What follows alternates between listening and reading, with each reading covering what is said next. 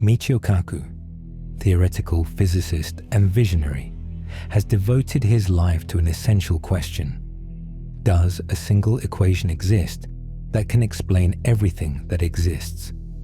This so-called God equation strives to unify the four fundamental forces of the universe: gravity, which holds the cosmos together; electromagnetism, powering our entire technological world; the weak nuclear force, responsible for radioactive decay; the strong nuclear force, holding atomic nuclei intact.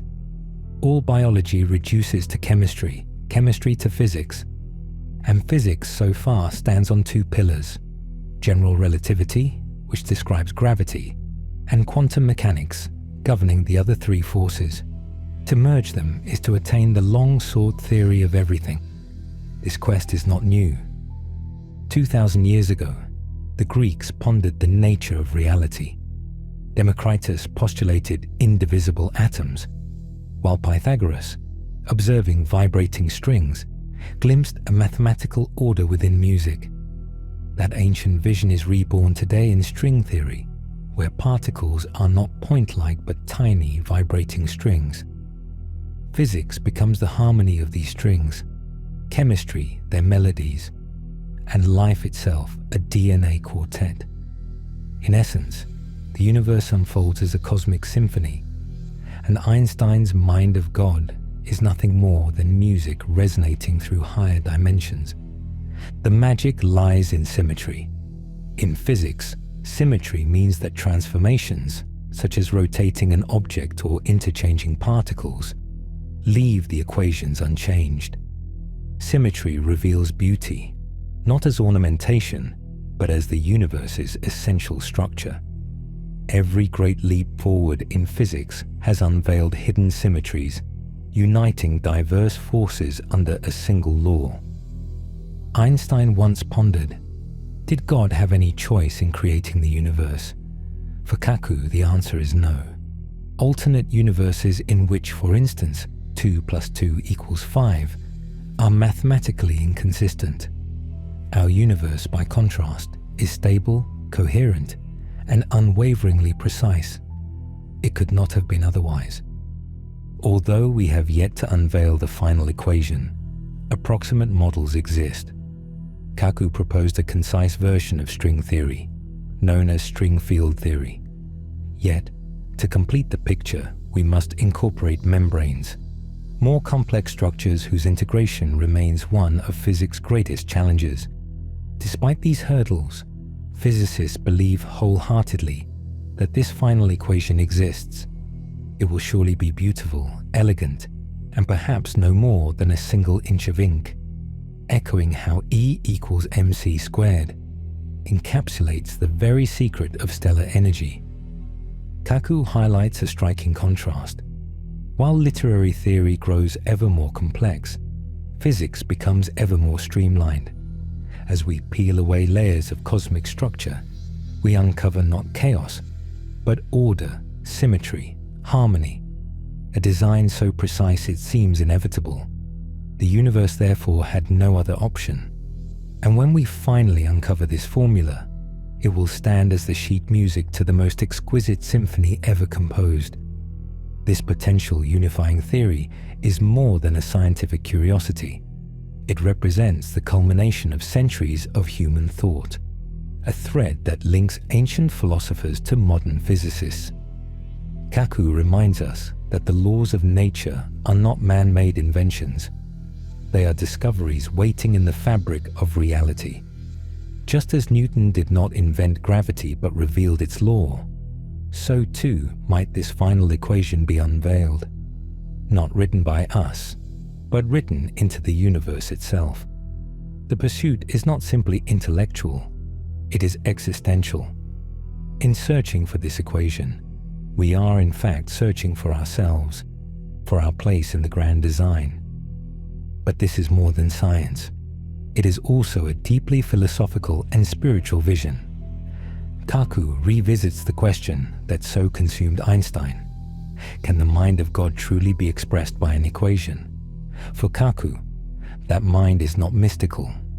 It is the universe's own mathematical expression, laws so universal that any advanced civilization, even in another galaxy, could discover them. Words in a different language perhaps, but the same truth. Just as E equals mc squared revolutionized our understanding of energy, so the final equation will be equally brief, yet contain the entire structure of the cosmos, from atoms to galaxies, from the Big Bang to consciousness. Kaku believes that we are tantalizingly close to achieving it. But remember, this triumph is about more than solving an equation. It is the human attempt to comprehend our existence within a mathematical architecture. Rather than diminish wonder, modern physics elevates it to a sublime form of understanding. Michio Kaku invites us to ask one of the most provocative questions in modern physics. What preceded the Big Bang? Is time travel possible? Or could we traverse wormholes into other universes? While these ideas read like science fiction, Einstein's equations do not forbid them. General relativity, in its full mathematical richness, provides solutions that allow for wormholes and even time machines. But the key question is not whether they are theoretically possible, but whether they are physically realistic. To construct a stable wormhole or time machine would require energy on the scale of a black hole, an astronomical amount, and even then, there is no guarantee such a structure wouldn't collapse or self-destruct the moment it is entered. Stephen Hawking, for instance, believed that any attempt to use a time machine would destabilize it instantly. Since these ideas derive solely from Einstein's theory, we need to go further. Enter string theory, our best candidate to reconcile all four fundamental forces: gravity, electromagnetism, the weak nuclear force, and the strong nuclear force. String theory introduces the necessary quantum corrections to explore these extreme phenomena. Can a wormhole remain open? Will quantum effects cause it to collapse? Quantum mechanics brings a new twist, the principle of superposition. If you travel into the past and alter an event, you do not overwrite your original timeline. Instead, the universe branches like a river dividing into two. You may have saved Abraham Lincoln, but only in an alternate universe. This is the core of the many worlds theory.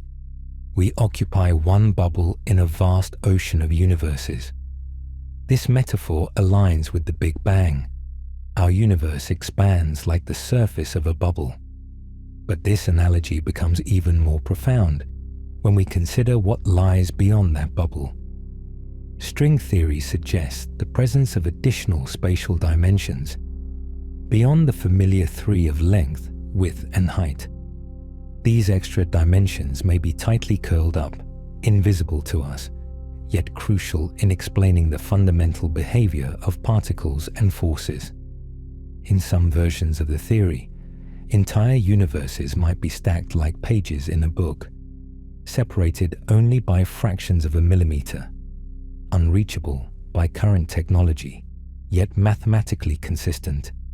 If true, this would not only confirm the multiverse, but also open the door to radical ideas, parallel histories, mirror realities, and even versions of ourselves that made different choices. The cosmos, it seems, is not a singular narrative, but a library of infinite possibilities. Inflation theory deepens the picture. It suggests that, in its infancy, the universe experienced a rapid burst of expansion, an inflationary moment. Once quantum mechanics is applied to inflation, the process becomes eternal. Expansion never stops. Bubbles of space, new universes, sprout indefinitely. While you listen to these words, other universes may be emerging, hidden in dimensions beyond our own. Naturally, this invites questions that feel curious, but are scientifically valid. Is Elvis Presley alive in another universe? According to many worlds, yes, because if something can happen, it happens somewhere. But is this science or philosophy? Kaku reminds us that science demands explainability, reproducibility, and falsifiability. Inflation theory, though still incomplete, has robust experimental support and is part of the standard cosmological model. By contrast, the many worlds interpretation lacks direct empirical proof. Another perspective comes from physicist Eugene Wigner. Every experiment requires an observer. This prompts the question, who observes the observer? Wigner suggested an infinite chain of observers, which could only terminate if a supreme consciousness, some call it God, exists. Wigner later embraced Hindu mysticism to explain this. Kaku, however, finds the many worlds interpretation more satisfying than that mystical option. Yet, the most powerful critique of string theory is the landscape problem. It predicts vast numbers of possible universes, some stable, many chaotic, and countless empty.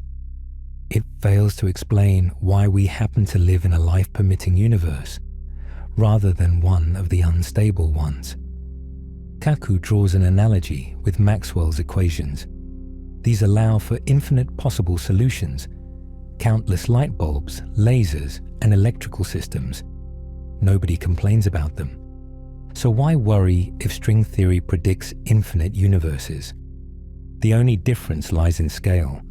Instead of billions of light bulbs, we're talking about billions of universes, but the principle remains the same.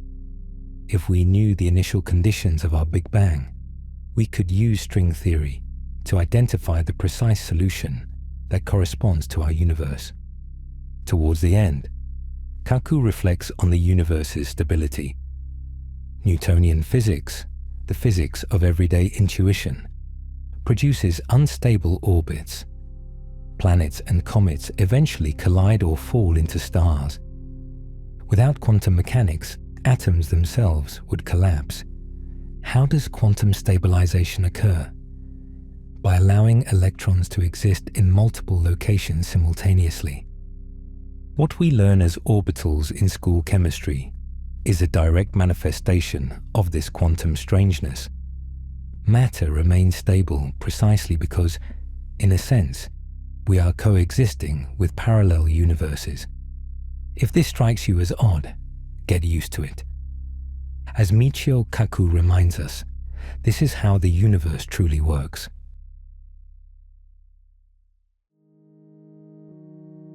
Michio Kaku takes us on a captivating journey through the history of science, from the ancient Greeks to string theory, with one unified aim: to find a single equation capable of describing the entire universe. The voyage begins in the 17th century, with Isaac Newton and his groundbreaking theory of gravity. Moving into the early 19th century, Michael Faraday discovered that changing magnetic fields generate electricity, and vice versa. Soon after, James Clerk Maxwell tied these insights together in his celebrated electromagnetic equations, demonstrating that light itself is an oscillation within the electromagnetic field. Following the advent of the atomic bomb, physicists turned their attention to nuclear forces. This led to the discovery of quarks, gluons, quantum electrodynamics, and quantum chromodynamics, culminating in what we now call the Standard Model. Although extraordinarily precise, the Standard Model is conceptually awkward. It includes 36 quarks and antiquarks, 21 adjustable parameters, and 3 nearly identical generations of particles. Kaku likens it to a platypus, an anthieta, and a giraffe stuck together with tape. It works, but it's clearly not the final theory. This is where string theory enters the picture. Unlike the Standard Model, which omits gravity, string theory not only includes it, but requires it. Kaku explains that even if Einstein and relativity had never existed, string theory would still have produced gravity as the lowest vibration, the fundamental note of a string. That vibration encodes the mathematical score behind curved space-time. A crucial question then arises. What experimental evidence supports something this ambitious if we cannot directly access Planck scale energy? Kaku offers a classic reply. Much of physics relies on indirect verification. We don't need to enter the sun to understand its composition. We deduce it by analyzing the light it emits. Similarly, we don't require a galaxy-sized collider. It would suffice if string theory could derive the mass of the proton, the electron, or any known particle from first principles. If it did, the argument would be concluded. We would have arrived at the theory of everything. In fact, some researchers argue that string theory could do more than just unify forces. It might predict entirely new forms of matter or reveal dimensions of space hidden from our current perception. These extra dimensions, though curled up tightly beyond detection, could influence the fabric of reality in subtle yet measurable ways. If verified, such predictions would elevate string theory from an elegant framework to the definitive map of the cosmos. Moreover, string theory provides explanations for deeply mysterious phenomena such as dark matter. The higher vibrations of strings could harbor the invisible particles that make up 95% of the universe. From this vantage, visible matter, like us, is the exception. Dark matter is the rule. Kaku reminds us that most of physics is founded on indirect evidence. We observe star spectra or molecular energy levels in DNA without ever touching them. In the same manner, we could validate string theory by detecting predicted effects, new particles, subtle alterations in space-time structure, or signals in dark matter detectors. Ultimately, if string theory could derive from a minimal set of equations the fundamental properties we observe, mass, charge, interactions, it would transform itself into the theory of everything. No further experiments would be needed. It would be akin to discovering the source code of the universe. Thus, Michio Kaku invites us to dream of that final formula, the fabled God equation, a single, elegant equation that would enable humanity to read the mind of God, echoing the vision of Albert Einstein himself.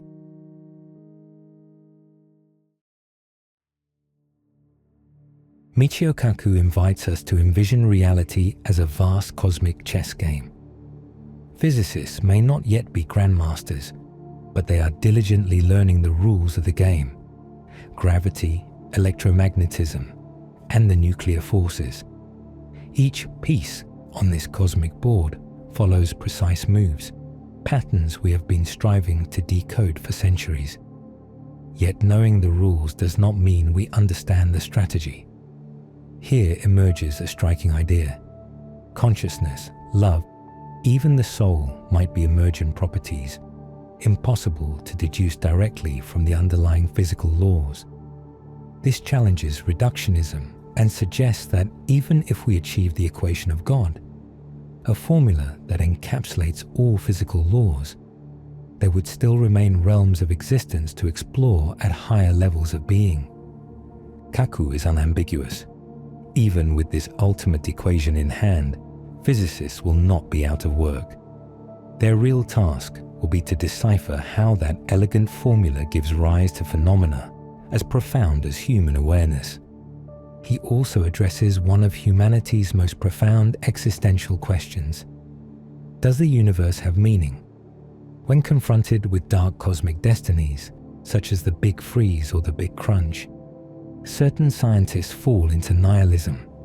Steven Weinberg, for instance, declared, "The more we understand the universe, the more we see how meaningless it appears." But Kaku offers a hopeful synthesis of science and spirituality. He draws upon two contrasting worldviews from his youth: Buddhism, which recognizes no beginning or end, and Christianity rooted in Genesis. He finds symbolic reconciliation in the Big Bang model. The universe began like an expanding bubble within an atemporal hyperspace. In this vision, our universe has a beginning, but that origin lies within something far greater, what he calls a physical nirvana. Within this framework, meaning is not something we are given. It is something we build. The very pursuit of understanding our place in the cosmos becomes a source of purpose and wonder.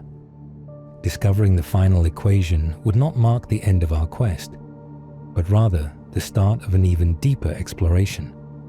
That equation would be the grammar of the universe, but we humankind must write its poetry.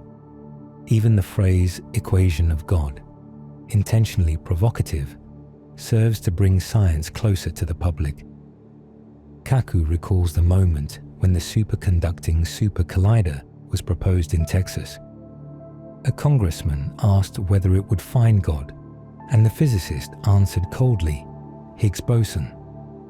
The project was then cancelled. Kaku reflects, had they described it as a Genesis machine, capable of recreating the birth of the universe instead of merely seeking a particle, the narrative might have been heard with awe, not dismissed as yet another technical endeavor. In Kaku's eyes, scientists must learn to speak in human terms. Data alone will not suffice. People need context that tells them, yes, there is a place for you in this vast cosmos.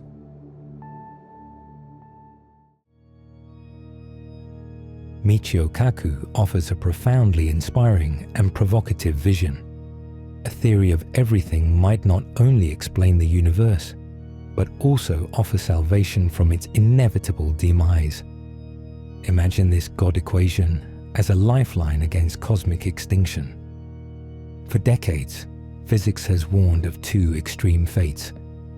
The Big Freeze, where the cosmos expands indefinitely, stars die out, black holes evaporate, and utter darkness prevails.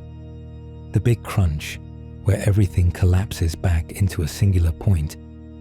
Both scenarios seem inevitable under the second law of thermodynamics. All systems tend toward decay, dispersion, and entropy. The universe appears doomed to oblivion. But what if there's an out? That law applies only to closed systems. Suppose our universe isn't closed, and there exists a hyperspace shortcut to another cosmos. Kaku envisions a distant future where mastering Planck energy, the energy scale of the Big Bang, enables humanity to produce space bubbles, portals opening into new universes. Not water bubbles, but bubbles in space-time that could launch a fresh genesis when ours grows old, cold, and silent. Where does this power originate? From first principles, the total angular momentum of the universe is zero. Total electric charge, positive and negative, is zero. The positive energy of matter and the negative energy of gravity cancel each other. Our universe has zero net energy.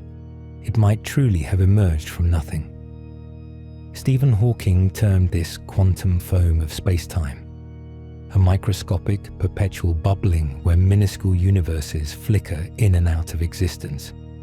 The multiverse isn't just out there, it's within every atom of us, an infinite tapestry of possibilities woven into the fabric of reality. So how might we access these hidden dimensions? Through the bold, new frontier of quantum computing. Kaku traces its evolution. Analog computers, like Babbage's mechanical gears. Digital computers, inspired by Alan Turing's transistor-based binary logic. Now, quantum computers, leveraging the non-binary nature of reality, waves, probabilities, and superposed particles. Richard Feynman, pioneer of quantum electrodynamics, dared to ask, how small can a transistor be? The answer? One atom. Quantum computers operate across many parallel universes simultaneously, because electrons can occupy multiple states at once. This gives qubits an exponentially higher computational capacity than classical bits. This is no distant dream. Governments and major corporations are racing to build these machines, for good reason. They can break nearly any code, solve today's impossible problems, and revolutionize medicine, energy, and agriculture. Precisely simulate molecules behind Alzheimer's and cancer. Harvest nitrogen from air for sustainable fertilizers. Control nuclear fusion for clean energy. All thanks to quantum coherence, a capability nature already uses. Plants use it to perform photosynthesis at room temperature. If nature can master coherence, so might we. Of course, challenges remain. Decoherence, the loss of electron synchrony, threatens computation. That's why these systems operate near absolute zero. Yet the potential is vast. Kaku emphasizes that mastering quantum physics will reshape not only our knowledge, but our relationship with the universe. Just as the microscope unveiled hidden worlds, quantum computing may uncover the code of existence. Within that code, we may unearth the story of our future. Kaku concludes with a personal hope that these technologies will help us unlock the unified theory of the universe, that calculations so complex Einstein never solved may one day be executed not by human intellect but by a quantum machine's memory. However, Kaku emphasizes that this is not mere speculation. It is already gaining tangible traction. National governments and major corporations are actively investing, pushing the frontiers of research and development. Their motivation is clear. Quantum machines can fundamentally break existing cryptographic schemes, redesign pharmaceuticals through molecular-level simulation, and revolutionize industrial processes such as nitrogen fixation and fusion control. He cites the phenomenon of quantum coherence, a property that, astonishingly, occurs naturally in photosynthesis at room temperature. If nature can sustain coherence in warm, wet environments, human ingenuity might learn to replicate it in engineered systems, thus overcoming the chilling challenge posed by decoherence. Kaku further notes that as qubit counts grow, reaching into the thousands and eventually aiming for 1 million, quantum computers become capable of tackling problems that are hopeless for classical machines. These include optimizing complex logistics, cracking the secrets of dark matter, and even exploring the quantum nature of space-time itself. In this light, the quest for the God equation becomes intertwined with quantum computation.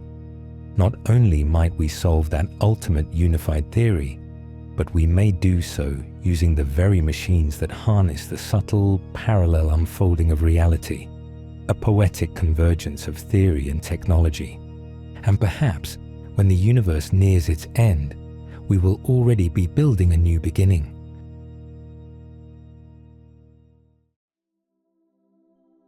Michio Kaku presents a powerful idea. The God equation is not merely a scientific formula. It might be the strongest argument for the existence of God, understood not as a religious figure, but as the embodiment of mathematical harmony within the universe.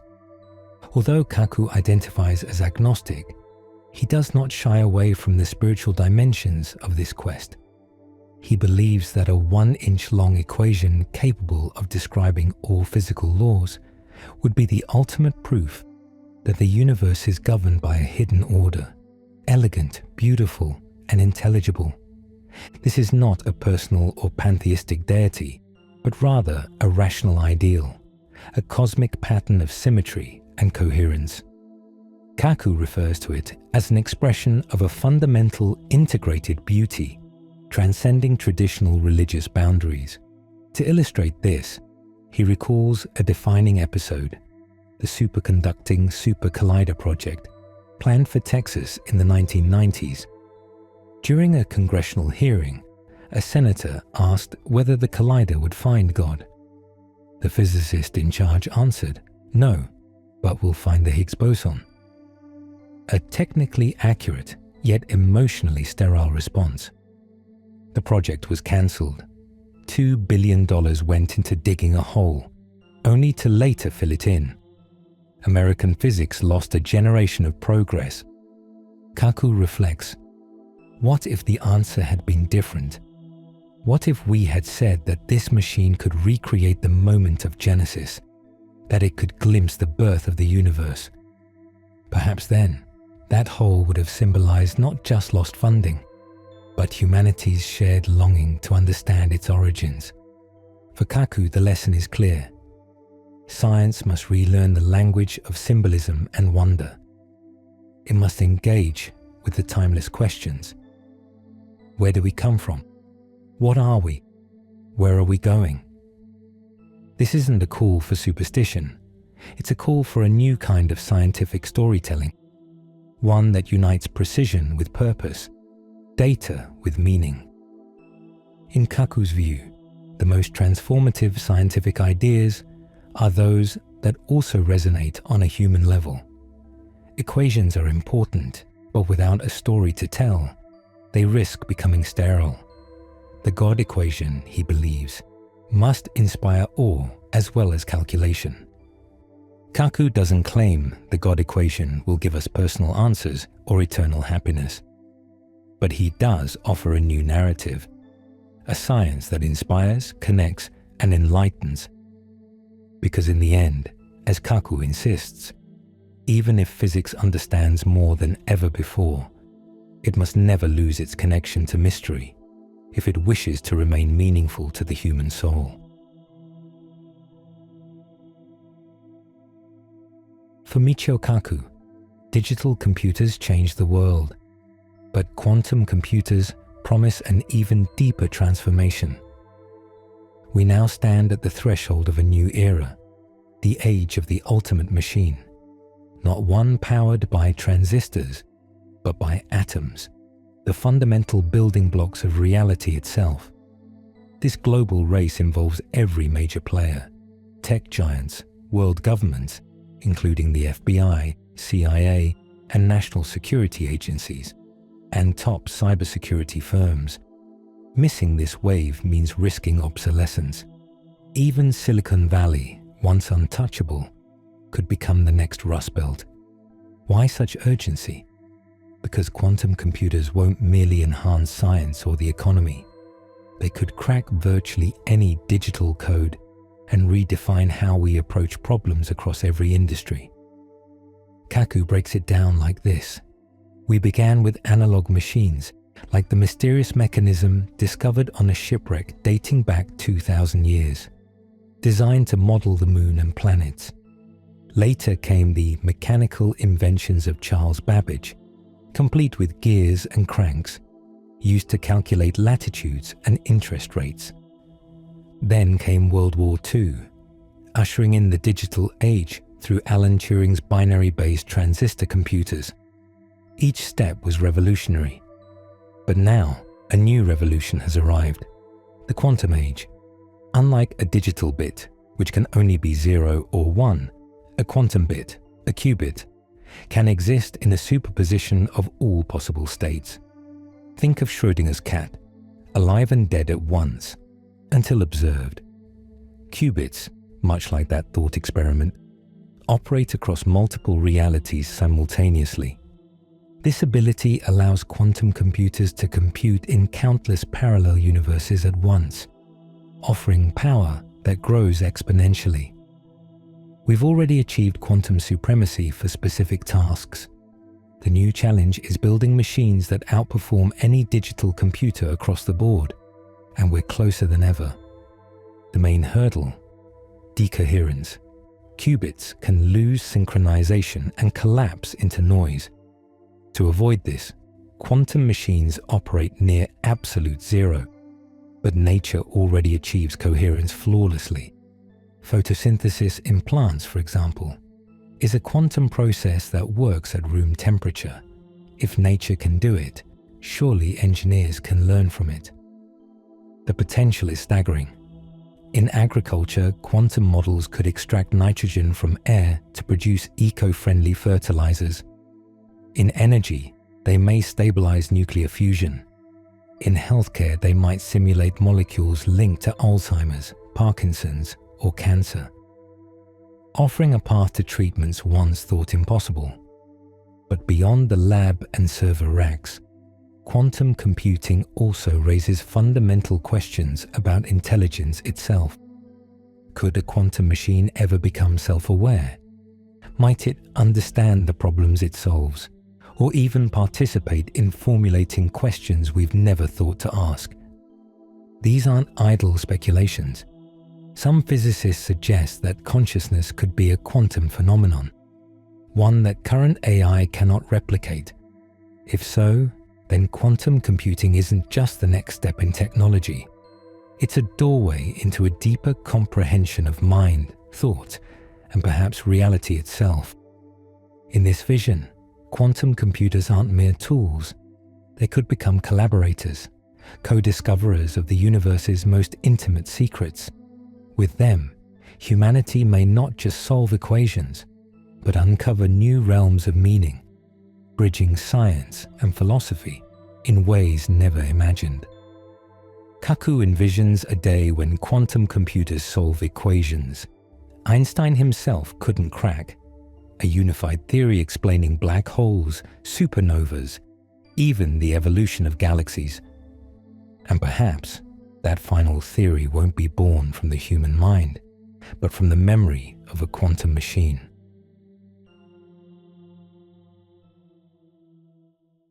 And that concludes our video.